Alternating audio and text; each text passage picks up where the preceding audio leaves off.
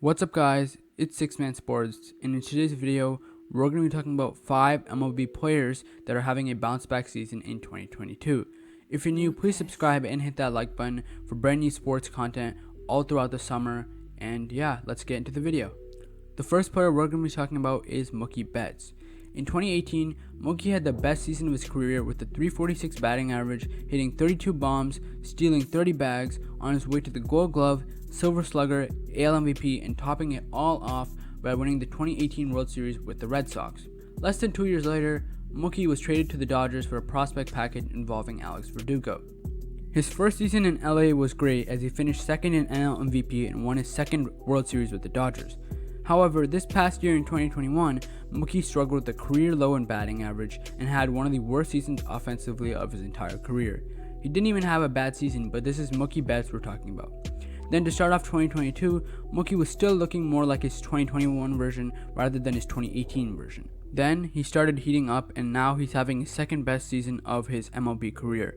He's one of the best players this season with a .303 average, 16 home runs in just 52 games, and a WRC plus of 173. For those that don't know, WRC plus is an adjusted hitting stat that takes into account external factors like ballpark and era. The average is 100, and 150 means that the hitter is 50% better than the average hitter. This season in 2022, Mookie's WRC plus of 173 is the second highest of his career behind the mark of 185 set in 2018, and it's up from his WRC of 131 from last year. So it's clear that Mookie has improved and is playing some of his best baseball since his MVP days. During a 5-year stretch between 2015 and 2019, Nolan Arenado was the best third baseman in all of baseball. He had the best defense, the best offense, but there was still a problem that stopped him from getting the respect he deserved: Coors Field. The Rockies' home ballpark is notoriously known as the best ballpark for hitters because of its elevation, making it easier for balls to fly out of the park. After a down season in 2020 and the Rockies not willing to compete, Arenado got traded to St. Louis before the start of the 2021 season. Many were expecting huge regression from Arenado as they thought he had thrived off of Coors Field for the past 5 years. In his first season with the Cardinals, he showed he still had the power in him, hitting 34 bombs to go along with the 113 WRC+. While these aren't prime Arenado numbers, he was still a very good hitter and won his 9th consecutive Gold Glove, cementing him as the best current defensive third baseman for a while now. After losing in the 2021 wildcard game to the Dodgers, the Cards had a big season ahead of them in 2022. It would be the last season of Pujols, Molina, and Wainwright,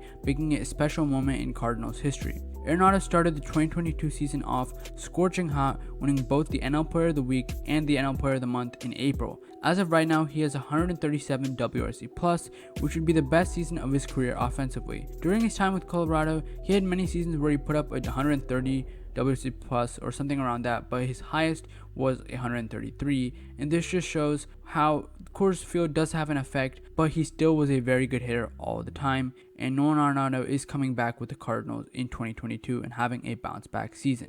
Next, we're going to be talking about one of Arenado's former teammates who's now in Boston, Trevor Story. Last season was a tough one for Story as he was one of the last pieces left on the Rockies waiting to be traded. Not only was it a bad season for Colorado, but also for Story, who only hit 24 bombs after consistently hitting 30 for a couple of seasons. His WRC plus was 100, meaning he was just an average hitter that year. He never did get traded at the trade deadline though, so he left in free agency for the Red Sox, who had just gone to the ALCS the past season.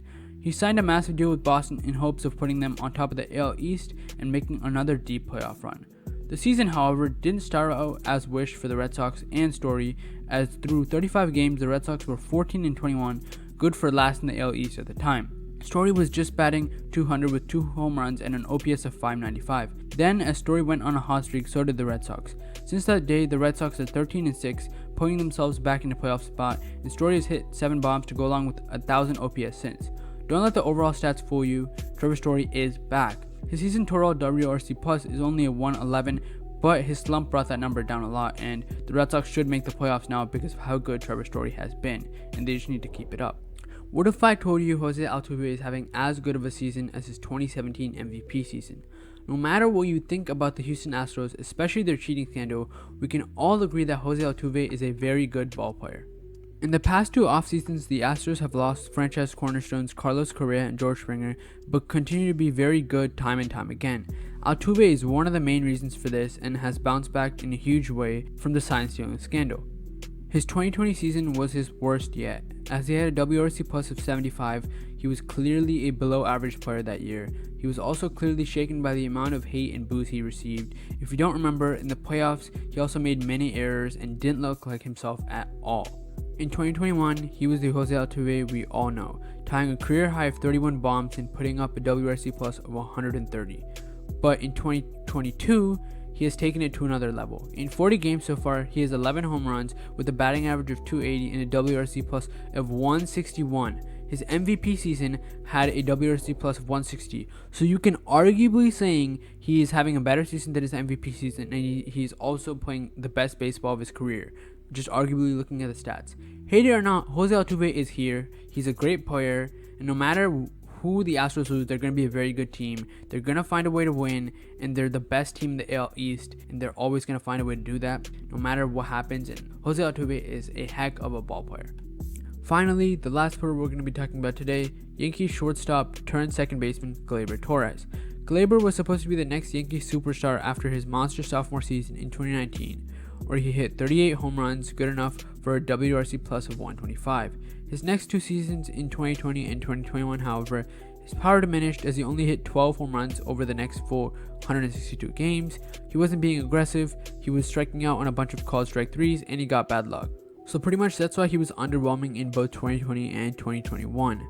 However, in 2022, he's become much more aggressive like before. He's hit the ball very hard. He's in the 94th percentile for average exit velocity and the 89th percentile for hard hit rate.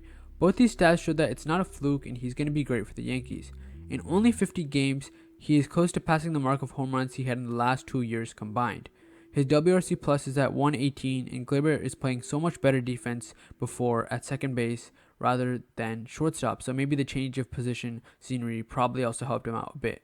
Thank you guys for watching this video where we talk about 5 MLB players who have bounced back after some bad seasons in the past, and let me know what type of videos you guys want to see in the future. And yeah, hope you guys enjoyed, and I'll see you next time. Bye.